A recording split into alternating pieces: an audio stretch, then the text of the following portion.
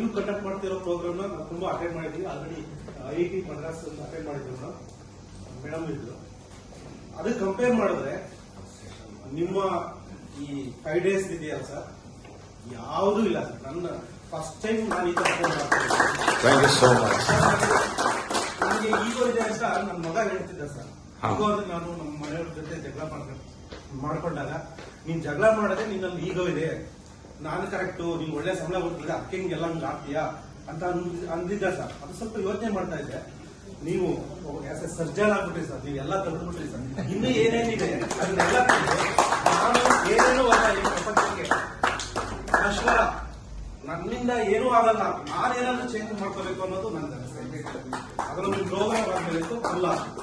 Thank you so much for this valuable insight. That's great.